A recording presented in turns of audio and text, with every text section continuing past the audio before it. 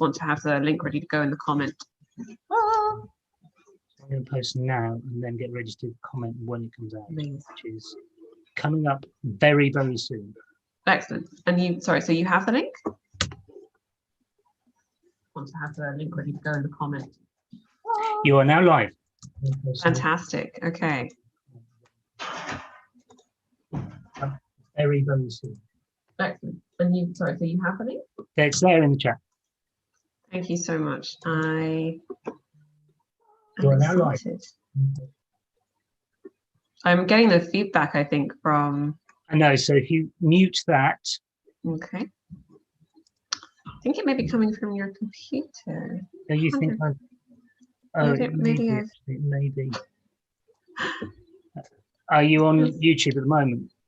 No, not yet. I've just posted, so I'm now going to comment.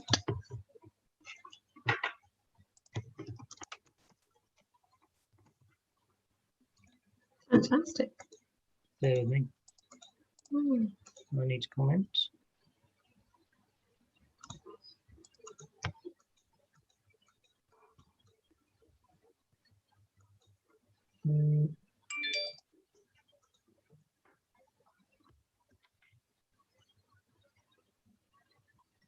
Ooh. There we go.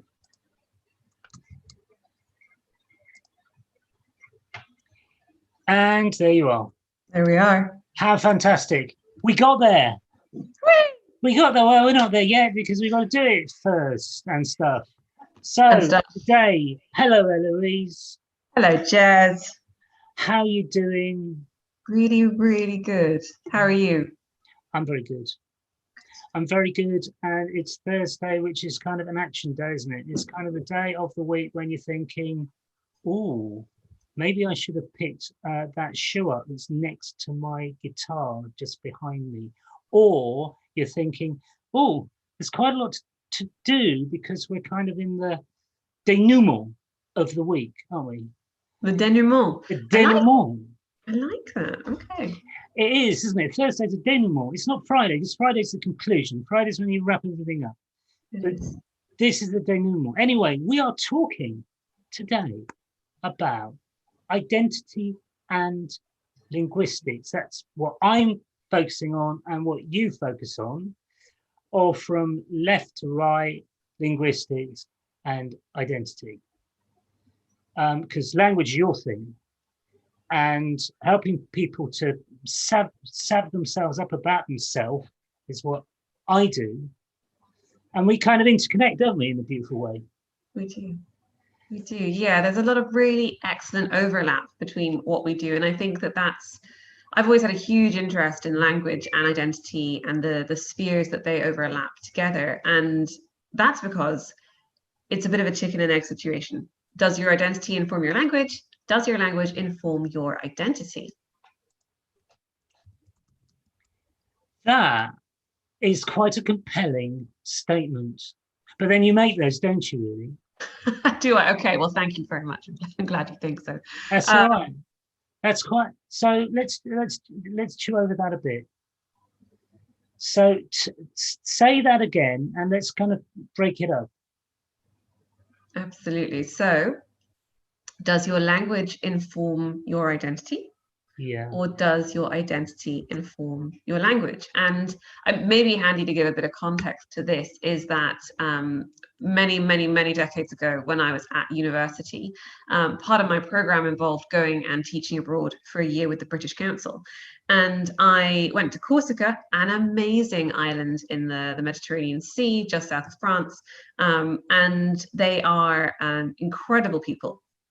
Corsicans are wonderful, very welcoming, and they have a diglossia in Corsica, which is two languages within play or at play within one society. So you've got your high language and you've got your low language, which are both crappy titles because they imply some kind of value that actually is a bit dodgy to insist that, oh, French is a high language and better than you. But that was how the mind of the conqueror worked.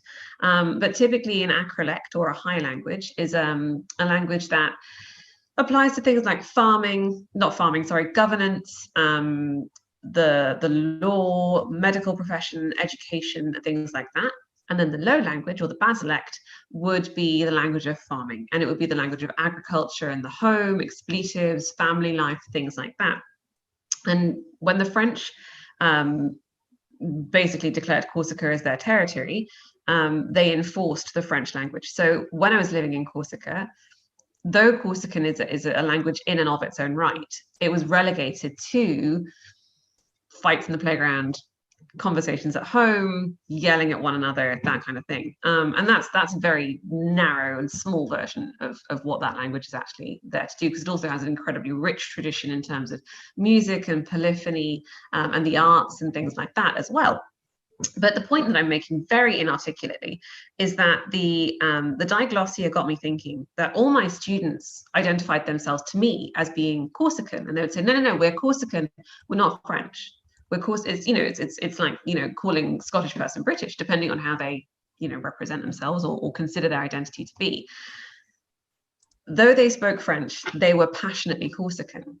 And what I'd noticed is that often when they were speaking Corsican, an accent would become more pronounced, or they would use specific Corsican words or discuss specific Corsican things. And it got me thinking, from a linguist's perspective, did they deliberately speak Corsican to intensify their sense of Corsican identity? Or did they do it because their identity informed their language instead?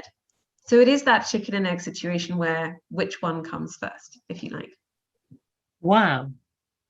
But that's a very interesting, uniquely, maybe that's kind of, or maybe it's not a uniquely French European thing at all, because you could say that of the class system in the UK. In fact, maybe it's quite a European thing, as a lot of cultured things at least claim to be from Europe. Certainly societal things and status. Status is quite a sophisticated status. It's quite interesting, isn't it? I mean, that's what this sparks to me. It's kind of that on the one hand, there's status. On the other hand, it's identity. The two are very much related. And at least historically. So you've got this idea that the language that people speak, out of necessity, from what you were saying, becomes the language that defines them. Is that right? Yes and no.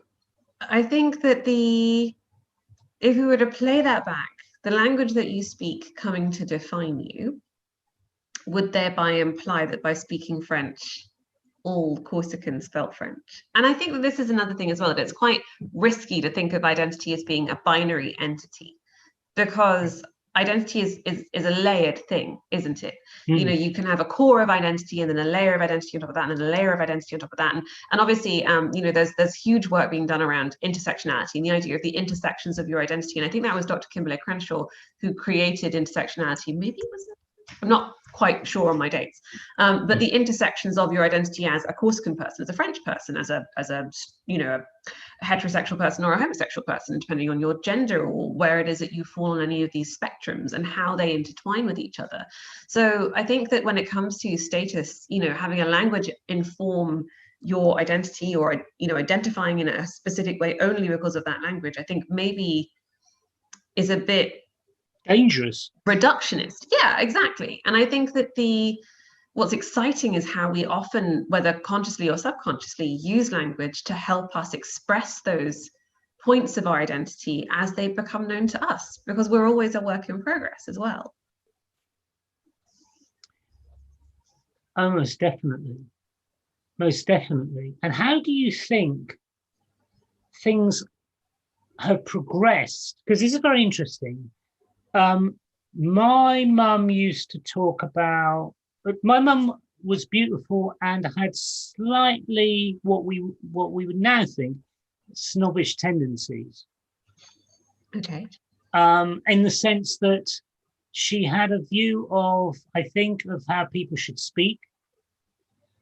So good grammar, that kind of stuff.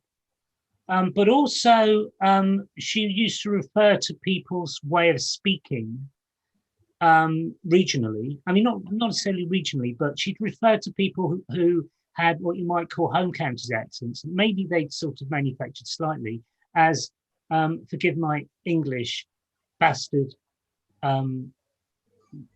Cockney. Which at the time, I mean, we're talking maybe 60, 70 years ago, maybe that she worked for the BBC, maybe that's something she picked up from the BBC. But it's a phrase which means a slightly put on Cockney accent, which isn't genuine and it isn't from that part of the world. And I think what's interesting, and this is sort of about accents, but it's not just about accents, it's about the sort of language that people use, and particularly, let's say, from, I mean, not just young people who maybe pick up argot or slang from music sources, from, you know, and the culture that comes out of that, but also the sort of language that we pick up in business, and the sort of language that's you know, the phrase, the sort of the what's the word? Now you see, I'm lost for words. Slightly unusual for me.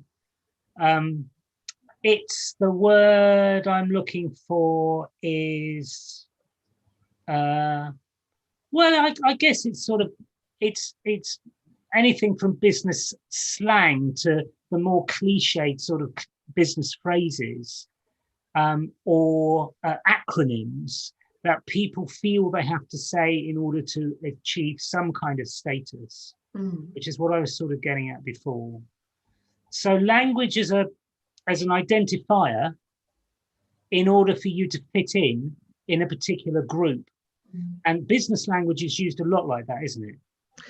I think that's our human tendency, isn't it, to want to fit in and show that we belong. You know, we're very tribal psychologically in that sense. And I think that what I've noticed, or not what I've noticed rather, there is a realm of linguistics, sociolinguistics, which is the study of language as it plays within society. And there are wonderful things. So we have dialects. We know that a dialect is what's often considered to be a subsection or a variant, a regional variant of a sort of more broadly spoken language. So you've got dialects of English. You've got, and you know, you could consider Cockney rhyming slang to be one of those dialects. You know, in Scotland you have Doric, which is an Aberdonian dialect. You have, you know, a whole wealth of different languages. And then you've got other languages that are languages in and of their own right: Scots Gaelic, Irish Gaelic, Welsh, Cornish, Manx, all of these different regional languages. And then you start to bring it down into a more granular area, and then you get a sociolect. And a sociolect is a dialect or a language that interplays within a smaller societal setting. So you can have a sociolect in your family, and we've all experienced this. What do you call the remote control for your telly? What do I call the remote control for my telly? I don't have a remote. Oh, no, that's not true. Do I have a remote control for the telly? Or what would you call it in theory? Your remote control, really? Interesting, because there's been I would love if we have anybody watching, but if anybody has got a specific term they use for the remote control. Zapper, the Frank, as in Frank Zappa. My family, we call it a squiggle box. A squiggle box. Squiggle box. People have called it the doodad, the what's it, the you know, the click clack, whatever it is. The wanger. The whack steady. But there's a whole variety of different words that we all instinctively within that sociolect understand to be the remote control. You can understand the boundaries of a sociolect by the lack of understanding from someone outside it. So if we had Granny, for example, came to stay and I said, Granny, can you pass me the squiggle box? And she'd go, pardon? We create identity for ourselves in terms of belonging by specific words that we use within those group settings. So the same is true when you see things like slang or gang terms, or when it comes to the Verlan slang of France, for example, the banlieue outside Paris. It's a deliberate, I don't want to assume this, but you know, I think it's a deliberate response to things like the, you know, the French Academy of Language, which seeks to preserve correct French. Yeah. And because language is spoken by people, And people are these wondrous, continually evolving, meaning-making entities.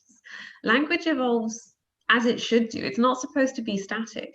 So when it comes to business jargon or just sort of, showing people that you fit in, there's a real temptation, a natural temptation to demonstrate authority you may not feel by using jargon terms, either to shroud your meaning so no one can pinpoint exactly what it is you said and call you on it, or because you think it's going to make you sound more authoritative. So it's either and you think that's natural?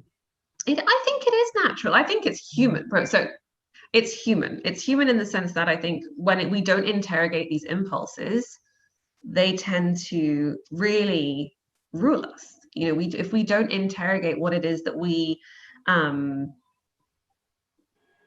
why we're doing the things that we're doing, you'll be less likely to change them consciously in the future. So I think it's a human tendency to want to fit in.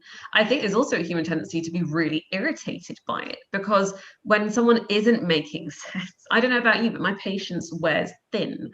And when it comes to that in a business setting, someone says, "Oh yeah, well we need a fast action response team so that we can get the wangos up and the this and that, and have we got the numbers and the metrics, and how do the metrics the CPA and the GME and the can you use your words? Could you please tell me what it is that you mean?" And it's not that, please speak plain English. Hope plain English. And there is there's a really wonderful, very necessary movement for more plain English in a business setting, and I think that actually the government has and I can't remember his name for the life of me, but we'll pop this in at the end. I'm going to do my research. There's a really excellent drive to make it make sense. Let's speak in plain English. Let's make this as clear and as understandable as possible, because if we don't, we're being superior and we're enacting a superiority, and we're creating a status that has to push other people away to preserve itself, and that's not okay when it comes to language. I think also there's an element of tribe. Well, it's the same sort of thing. It's a tribal thing. So once you're in, you want to protect the tribe, or you want to protect yourself within the tribe. So that's why all manner of slang can be a protective thing. We were talking earlier about this app called Clubhouse. And like a lot of places, it's the funky new app for 2021, and it's an audio only Zoom-like thing. And it's quite. I thought initially it was quite elitist, because it's a whole lot of people on a virtual stage inviting people up to ask them questions. So I got my kind of more leftist thoughts out, and did a little bit of skeptical critiquing on it. Having said that, what's interesting about it is it's a great example of tribes at work and how they work. And some are great and some aren't so great. Some make you feel comfortable, others don't. Some are the room you should be in, and some are the ones you shouldn't be in.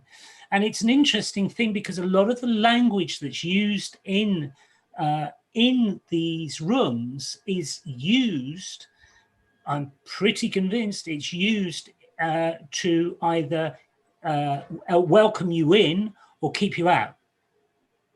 And it could be both so at the same time.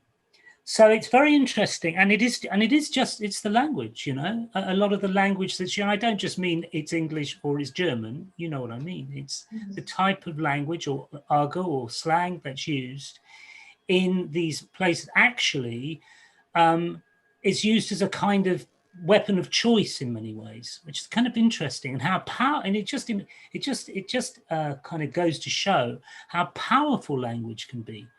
As a way of leading. Some might say manipulating, but it really depends on which side of the fence you happen to be in terms of how language can be used as a force for good. But it's compelling. It's fascinating, and it establishes, well, whether it's the rules of a tribe or the tribe itself or the identity. I was talking yesterday about kinship. And it can actually, establish all sorts of cultural norms, language, of course. I mean, this is this is very much your neck of the woods, but in terms of expertise, but in terms of your experience of this, and certainly in terms of the what you do,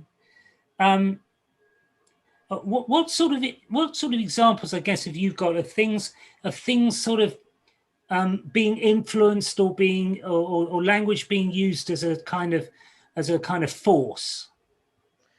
That's a really, really good question. And I think that it's a very broad one because I think we are all, whether it's overt or covert, we are all using language as a force one way or another. I mean, if you want a really current example, let's look at white supremacy in action in America right now when it comes to how we are talking about the attack on Capitol Hill and the way that it was incited. But let's bring it back even further and let's look at the way the media in America and a lot of other places as well choose to portray white and black crimes in the news. So, it's very easy to call a BIPOC person a terrorist, right? But you will see that there is a white delusion when it comes to, so is it Kyle Rittenhouse was the man who was arrested for toting a machine gun at a protest and killing people, and yet was then referred to as, a young and troubled, or I think other people in that same vein have been referred to as young and troubled individuals with histories of mental health problems, and the way we justify, and it is justification, the way we justify or the way we permit violence to continue to be enacted because we are, what's the word for it? It is justification. We are justifying the crimes of the white person. But the media is so quick, and people are as well. People are so quick to assume that, a BIPOC person, a black person, or a person of color they are so quick to judge you as being a criminal. There is no benefit of the doubt there at all. And the way that language is used to continue to reinforce that fallacy is egregious, but it is present. And the problem is that the media has always been set up as, and should in theory be set up as, a bastion of truth. And the media is, when you go to the media or you go to the press, you should be assured of honesty, of truth. And that's what really great journalism is at its heart, investigative journalism that seeks to get to the truth of the matter. But our media has been warped, it's owned by private companies. But there is a huge amount of spin that's put in the media to perpetuate agendas that we see emerging now with greater clarity than before. And we look at what comes out, and this is where something like critical discourse analysis as a discipline of linguistics is so helpful, because it allows you to get to the skin of what's actually being said. It's really easy to see a headline that perpetuates a stereotype. When you get the actual fact checking done in the piece, if you actually interrogate what's being said, it's incredibly clever the way that certain words are used to indicate one thing and not another. So I think our media is an immediate example of language as of being a force for good or not. And it's a very subtle way, because it's a drip feed. You hear these messages constantly. There's no wonder that we've got radicalized people who are out there deciding to wage a war on Capitol Hill because someone's told them it's their divine right. Yeah. I think what I've observed, maybe I don't know, maybe this is a generational thing, I don't know. But just trying to think about when I was much younger, because I've been obsessed with communication, particularly, I think obsessed is the right word, with certainly televisual communication, because it's so powerful, all my life, pretty much, certainly as long as I can remember. And one of the things that I find so interesting these days is the objectivization of thought. I've probably been, I mean, nowadays I'm very much self-confessed skeptic, but I've probably been skeptical for a very, very long time, decades, a long, long time, when I was, probably since I became sort of aware, about 9, that kind of thing. I wouldn't have called it skeptical, but I've always kind of questioned things. And one thing that I'm always aware of, and with myself as much as anything else, I guess I'm fairly self-critical, is rhetoric used in a factual manner. One of the best things I heard say actually by anyone, there's a guy called David Bramwell. He's a very interesting character, very good guy. He's written a few sort of local books, if you like, but also to this area, which is Brighton. But he's also done a fair amount of broadcasting on national radio. He's a good guy. He's very much a sort of person who's interested in the gaps in thought, because he's curious, and he's curious about unusual things, because he thinks there you will find things like magic and the things that are unexplainable, but they somehow paradoxically explain human nature. And I think one of the things he said was actually talking about a person he knew, which was, think about it, how the actual statistical likelihood of any of us being right is many, many millions to one. I mean, it's probably true. The problem is it's too scary to be true. So what we do is we normalize, and language helps us to normalize. So, for example, and as it happens, I like a lot of liberal-minded white people, I have taken the view of someone like my daughter, who just quite simply says, we are getting it wrong and we should listen to the Black voice.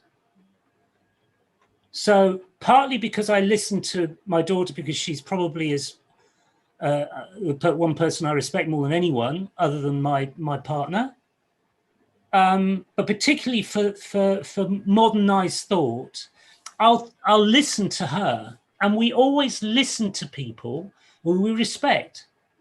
It doesn't come out of a vacuum. And that's what I mean about objectivizing. We will listen to people we believe are right. Now, I'm not suggesting at all that the Black movement is wrong, and I'm not suggesting that the white movement is not abhorrent. I happen to detest any kind of violence, even if it's me getting angry. You know, I can't see there's any point in it. It doesn't make any sense. But part of that is out of personal experience. And I personally continue to be skeptical, not just in terms of the way that, particularly in America, not just in terms of the way that the media covers this kind of white supremacy thing, which I find comical. I mean, I don't just find it abhorrent, I find it comical. I just find it just ludicrous. That not just in terms of the fact that someone has actually let someone like Donald Trump be a leader, half the population of the most influential country on earth, probably, other than China. But, and there's a question there, but also the fact that these people that we condemn could even be let into the Capitol, I find comical. How? I didn't see any machine guns. You know, it was just ridiculous. The whole thing was ridiculous. And obviously the language that Donald Trump used, which was unbelievable for a civilized leader. Just extraordinary. That said, the reaction of the media was exceptionally rhetoricized. I mean, exceptionally. Not factual. The BBC did not, if you look at it, if you look at the way for it, and the BBC is a highly respected institution, as we all know, if you look at the language they used to report what happened, it was a lot of it was rhetoric. And it surprises me, because I agree with you, journalism should be objective, but it's become objectivized. People are accepting more and more and this happens on the social media is not to blame for this, but the whole of this argument's been opened out on social media. At the end of each election recently, people have said, we need to listen more and talk to each other. It doesn't happen. But at least the questions are asked and put across. Do you see what I mean? I think so. There are a couple of points that you've raised that I think are really interesting. I think, first of all, we need to recognize Donald Trump is a symptom. He's not a cause. The reason that someone like Donald Trump is in power is because white supremacy is ingrained into so many Western societies and systems as a whole. And the fact that someone like Donald Trump can become a leader is just more evidence of that. And it's one of those things that there is a rhetoric in the media around it. But this is just another call for becoming conscious around a lot of stuff that is made covert. And it's brilliant that you're listening to your daughter because she's someone that you respect. And to come back to your point about we listen to people we respect and we learn from people we respect, we have an innate drive as human beings to want to be right about things. And I think if social media has done anything, it's amplified our inability to listen to ideas that we don't agree with. It has really negatively affected our ability to hold space for opinions we don't agree with. And I can't remember, I'm going to sound like a bit of a wanker for saying this. I can't remember which of the Stoics it was that said this, but it might have been, is it Aristotle? Epictetus? Someone said that the mark of an educated mind is its ability to understand an idea without accepting it. And I think that we've tied up our identity so much in politics and in not being something we hate. And we saw this with Brexit. We saw Remainers and Brexiteers pitted against one another, unable to have a dialogue about what our opinions and feelings were, because we had made our identities about not being that person or this person, and we do create our identities in opposition to something. Now, that's not a great way to do it necessarily. I think it's you have a lot more integrity when you choose your identity for yourself. But that's a very conscious process that has to happen over a long period of time. But the fact is that for a lot of white people, the idea of white supremacy being a thing in action that happens and affects millions, if not billions, of lives around the world today is very uncomfortable and unpleasant. And we're not good at talking about race, and we're not good at talking about, we conceive of ourselves as being raceless, which is a really interesting thing to try and then wrestle with. But when it comes to, is the idea that white supremacy exists more palatable to you because it's coming from your daughter, a white person who you respect? How would we feel about having that same message from a Black educator or from? Well, that's a very good question. That is a very, very good question. And when it comes to me, if you're saying how would I'd react in possibly. She's my daughter, remember. So it's important that I have someone in front of me at the kitchen table talking to me about stuff that is her views about certain things that actually, to begin with, I agree with. I just happen to learn quite a lot from her observations of that experience. Apart from anything else, unlike me, she grew up in a multi-ethnic educational background, at least for the first 4 or 5 years of her education. So it's part of her cultural DNA, if you will. So I will.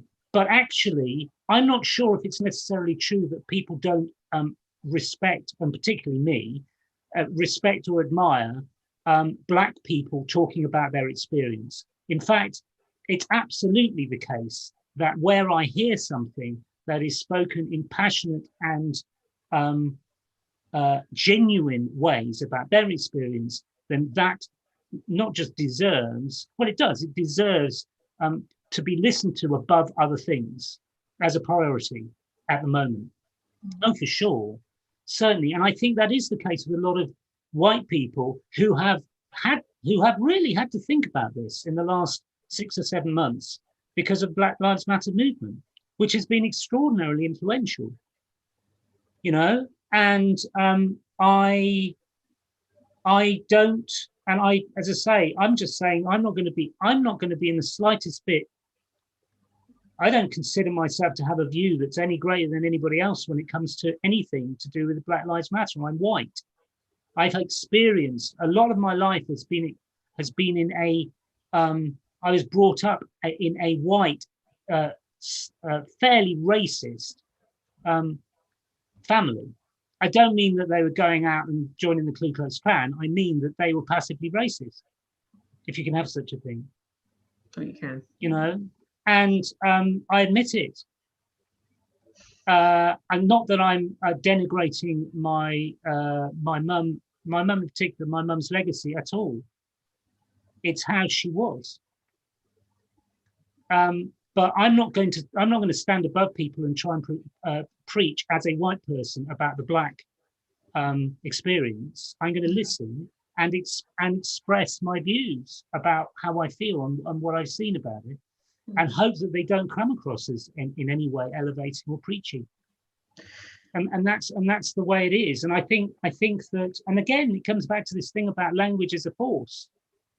You know, who are we going to believe? Are we going to believe white people talking about the Black experience? Or are we going to believe the Black people talk about the white experience? I honestly believe it depends on our relationship with them.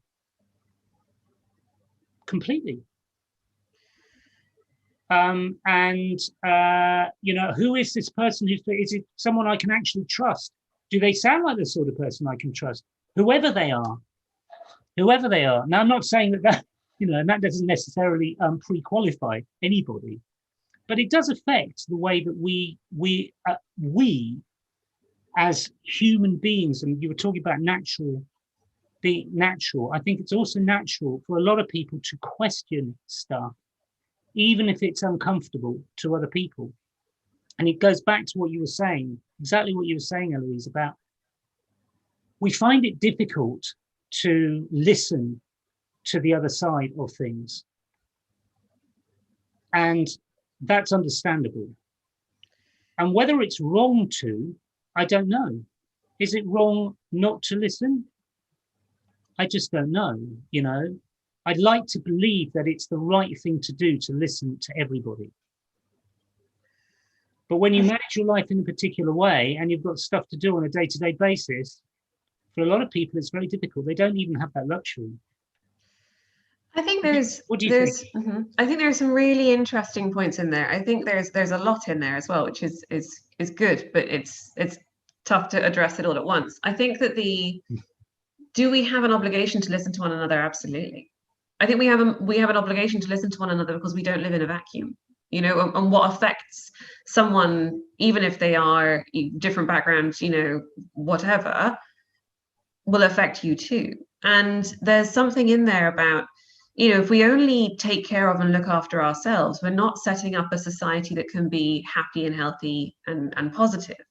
You know, we see that with, let's take, for example, the voucher, and I know very little about this, so I'm only going on what I have, you know, seen and understood personally, but the voucher incident this week where £30 school meal vouchers were given to a privatized company who would then deliver a box of food to parents to feed children for a week. Sure. You know, and there's been some really interesting dialogue around that. And I think that there's, you know, it's maybe interesting to say the word dialogue rather than rhetoric, because I think dialogue implies there are two sides of that conversation, whereas rhetoric to me implies there's maybe only one. And when it comes to dialogue around things like that, we're looking at a you know, privatized company who are giving away roughly £5 worth of food in a box to feed a child for lunch, for school, for 5 days. Where is the other £25 going? Now, I think from my reading and understanding, that's been overturned and the vouchers will be reinstated, which is massive. And due to, you know, grassroots pressure and pressure from people like Jack Monroe, they're an amazing author, cookbook writer. You should go and check them out if you haven't seen them before. But on the back of that is where is that £25 going, and why is it coming from some of the possibly the most disadvantaged people or vulnerable people in our society to a privatized company so that they can make a fortune? And to me, when we don't open up that dialogue around, you know, this is my experience, this is what's happened, I need you to listen even though it's going to make you uncomfortable, you can't enact change, because the only change you'll be seeing is one from your own perspective. And if you can't broaden that perspective to encompass everybody else, there is just no way you can make meaningful progress. I think totally that agree. applies to a business context as well. When you think about it, it applies to any context. You can't move forward if you don't find some way of getting out of your comfort zone, stopping centering yourself in that dialogue, and start listening to the other person, whatever the issue is. It's the basics of empathy, is trying to understand what someone else's human experience might be like. I completely agree with you. I think that what's interesting there is there are certain things that certainly you and I and a lot of other people, particularly within our circles, I'm sure, would, if you like, there's a difference between not taking action and feeling something's repellent. So, for example, if you see something from an author or someone that you think has a reputation for saying something, and actually what they're saying is maybe quite important to listen to, but you choose not to listen to it because it's that person, I think that's almost as bad as someone who thinks here's someone who's got something to say that's a very human thing. That means that these people are taking the money where they should be making sure that all the money is available to feed these people. Yeah. So that particular argument, which is a very, very, I mean, it's not even a liberal argument, it's a human argument, which is please don't exploit a situation for your own profit purely, which is what you're saying, isn't it? I think in any situation, but it's not even that. It's that it's exploitation, absolutely, but it's also, I think there's maybe something very, very insidious and subtle in that says, well, we can do that. We have a right to do that. It's okay for us to do that as long as we don't get found out. Oh, that's interesting. That's interesting. But maybe not. And this, our conversation's taken a really interesting path. And I think that when it comes to talking about language and identity, these things do absolutely need to be talked about. And when it, for me, my understanding, I cannot stress this enough. I am only speaking from my personal experience, which is, first time human, probably cocking up massively. But from my understanding, my limited understanding of what's happened, is we have people who are vulnerable. They are looking for that support in the form of food vouchers to feed kids, to help them, focus at school, all these really brilliant things. And yet we have a privatized company in the name of progress deciding to, we'll save you the trouble of going to the supermarket, we'll package up the food for you, we'll send you £5 worth of food. That to me is the concept that you could get away with that is egregious. And the idea that it's acceptable for someone to turn around and think, well, where's our profit margin? What money could we be making? And when we start to put profit over people in that way, we're on risky ground. That is dangerous territory. And I think as businesses and as business owners, we have a moral obligation to make sure we are making money in the right way. There's a good way to do it and there's a bad way to do it. That is a fascinating thing to say. And whether it's on the subject doesn't matter. I mean, I think that, and it's one thing that I personally find difficult, as it happens, which is how can you make profit for anything when it comes down to it? If I'm helping your mental health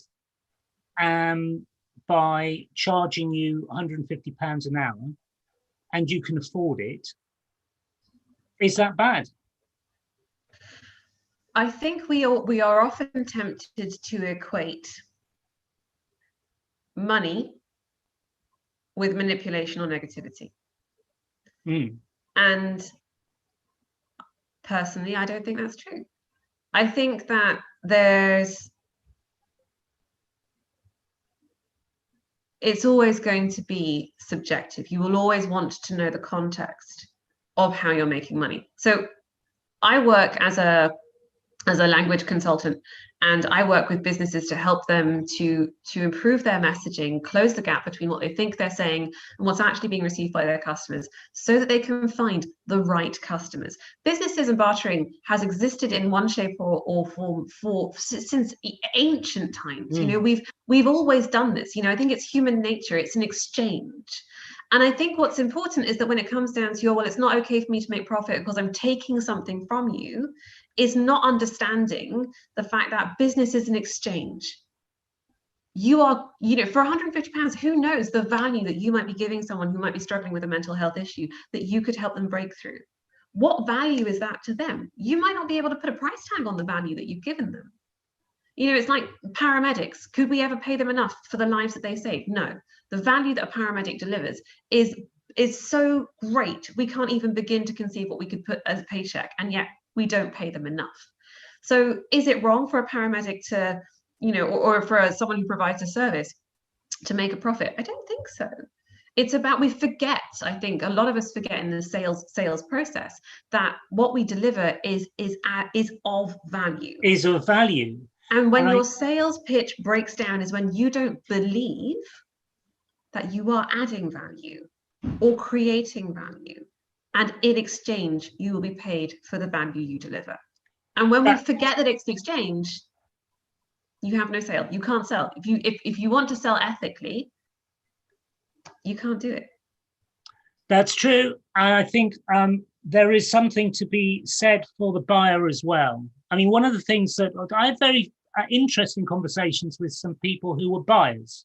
And in fact, there were a couple, and the husband, this is in America, the husband was the seller and the wife was the buyer in terms of their professional roles.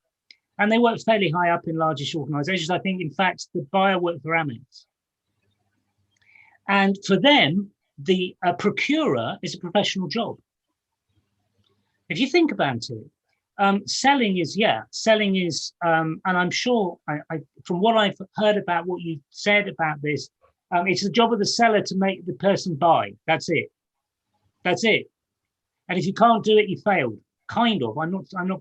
That may be putting words in your mouth, but I think that your message is so powerful. As far as you're concerned, that's really all that needs to be said. Because if you do it and you do it in enough time, you'll be prosperous. But actually, with these people, there's a job of a buyer as well, and the job of the buyer is to ensure that they do their job properly and they listen and that they manage the buying process as well as possible.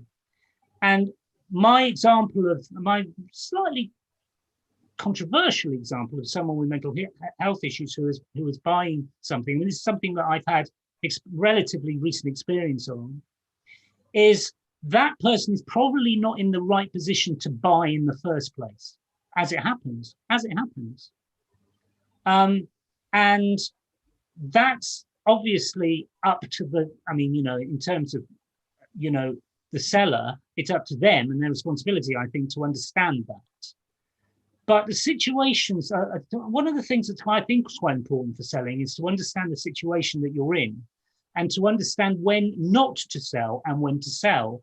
And that, I think, is part of the argument, which is about ethical selling. And in a way, it's the same as the people who sent off the food package, however that happened. I'm afraid I'm not equipped with the facts for that at all. But from what you were saying, I can understand the issue completely from what you were saying. And I think the situation was they should never have sent it off in the first place. Full stop. Shouldn't have been handed the contract in the first place. I'm sorry? They shouldn't have been handed the contract. They shouldn't have been, exactly. It was inappropriate completely. There was just the wrong thing. And that is the responsibility of the buyer, as well as it is the responsibility of the buyer, as well as the seller. Mm-hmm, mm-hmm. And it's funny how we've separated sales out into sales and ethical sales. And from my perspective, there should only ever be ethical sales. And ethical sales is not selling to someone who doesn't need your product, ultimately. And I think that it's a massive responsibility. Having integrity as part of the sales process is crucial. And I think that is where so many people fall down, because particularly, I do work with a variety of companies, you know, sort of small to medium enterprises, slightly larger corporations, and then I also work with solo entrepreneurs. And a lot of the work that I do is sometimes about coaching and helping people to get over a hurdle they have internally around the language they use to describe themselves as a salesperson, because we don't like salespeople.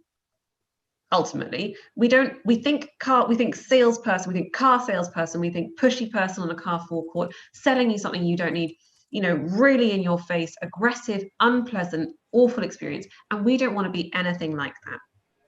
But that's not good sales. That's not selling appropriately, with integrity, ethically. That's not what that is. And the crux of ethical sales is not selling or pushing a product to someone who doesn't need it. Yeah. And part of your responsibility as a salesperson is to uncover, is what I have what you need? Yes. Someone on the chat who's called Chris has said, Chris Shanks, he's got a kind of question, sort of, Sure. but it's a statement, but he's putting it out into, well, the crowd, which is, he says, value is perceived value of the person paying for the service. Perceived value of the person paying for the service. Yeah. That's an interesting one. Chris, do you mean perceived value of the person that's selling, or the value of the person being sold to? Well, it's something for us to discuss, whether he can respond to it. I mean, he may be able to respond to it anyway, but it's something worth thinking, worth talking about. What are your thoughts, Jez? I think it's a bit more complex than that, isn't it? I think that anything in terms of transaction is a two-way thing. It should be. Yeah. And essentially, the value is this thing that's effectively, however invisibly, is perceived between the parties. So, for example, if you're, let's say, a solicitor, so in other words, a relatively high-paid professional service person, and you need, let's say, with you, Eloise, they need some help with the way they communicate, particularly from the point of view of linguistics. It is the sort of thing, after all, that I'm sure a lot of lawyers need. And you say to them, let's say, and they say, what are your rates? And then you just say to them, what are your rates? If you think about it, for example, lawyers are paid anything between 200 and, well, you know, whatever, but let's say 200 to 700 pounds an hour for what they do. And that's not an unrealistic range. So you are, in my view, you're quite in your rights to say, well, I'll charge you what you charge an hour. Because my perceived value of what I'm providing for you is that you're going to get a considerable return for using my services to improve your service and to improve, you know, the chances of you getting more business and being more effective. And so your bottom line as solicitor, as the firm, their fortunes will improve. So you can, and that's a kind of exchange of values, isn't it? In a way, I mean, you're putting it to them, but it's basically saying you charge this for the value that you provide. I'm going to charge you for the same sort of thing. So I think that the perceived value of the person paying for the service is not necessarily true. I think that's, again, really, really interesting point. And I would imagine that any lawyers listening would say, well, the reason that you pay those fees is because of the schooling, the expertise, the experience, and the success rate of the person you are employing. There'll be a difference in caliber in terms of what experience you bring to the table that can either push your value up or down, depending. Now, the experience and the expertise that I offer, I'm more concerned with output than I am with, again, this is the tricky one when it comes to getting into sensible pricing, is that would I be comfortable charging £700 an hour for my time in terms of deliverables for ROI because that's what a lawyer would be paid? No, because my expertise is different to that of a lawyer. And I think those are very subjective things, and it's hard to correlate them. But it's an argument, isn't it? I mean, it happens that you wouldn't use that. That's your choice. Exactly. But it's an argument, and I mean, of course, I think that your point is an extremely good one. But it's very much it's your take, Exactly. and it's saying, well, that's my choice. That's how I see it. But it is an argument I think a lot of consultants and people like that actually use. You know, they say, look, how much do you charge? Well, that's how much I'll charge, because actually I can make a very, very good case for me providing you exactly the same sort of value, whoever you are in your firm, in terms of the benefit it will do for you personally and the firm as a whole. And we can even put a figure on it. Do you know what I mean? So it's that kind of thing. And I think that's why I think that thing about perceived value is complex. It is not simple, is it? No. And there's no one size fits all either, which is why the pricing point is always a bit of a sticky one for people, because it's hard also to try and stand up for your worth in certain circumstances. And I think that certainly I see a lot of brilliant language teachers and language professionals underpay themselves or lowball their value. And I think that is the issue we have with pricing, is that we think about ourselves and our own perception of who we are. We only look at it from this very internal perspective. We don't look at it, as you said earlier, about well, what value are you adding to the other person? And I watched the most phenomenal sales video recently, that the best way to close a sale is in the discovery phase. And the discovery phase is when you unpick all the problems that your potential client has, and you look at the issues that they're facing, and then you understand to as great a detail as possible what is the value of the solution I could provide. Absolutely. That's what my mentor says. That's exactly what Andy says. It's and I think it's a very well worked argument, and it's a superb argument. But I think a lot of us don't realize that that's true. Value is not about our perceptions of ourselves. It's about what you can do for the other person. And I think with all sales, when you get out of your own head and you make the customer and their satisfaction your core focus, you will always be onto a winner. Always. Yes. You have to be genuinely invested in helping people. And I think when sales goes wrong is that when that's turned around and you're only interested in investing in yourself. And that's when you get a whole slippery slope of terribleness, Indiana Jones style, boulder rolling down a mountain. It's not a good thing. Absolutely, which brings us sort of almost what I'm going to force it. I'm going to force it full circle because we're running out of time, but which is very contrived of me, I know. But one of the things about that, of course, that observation is that what you're saying, I guess what I'm saying is, don't think that your identity is the only thing at play whenever you're communicating with someone, because the first thing you need to consider, particularly if you're selling, is their identity. Everything about them, as much as you can glean, and then how can you use your identity, amongst other things, to deliver the service for value, theirs and yours. And I think that's probably a cool way to end. Yes. Sounds good to me. Thank you so much, Jez. This has been brilliant. Thank you very much. Thank you, everyone who's tuned in. So appreciate it. Yeah. Where can they find you, Jez, if they want to Where can they find both of us? Yes. So you first. Okay. If anybody wants to connect, I'm on LinkedIn, Eloise Leeson.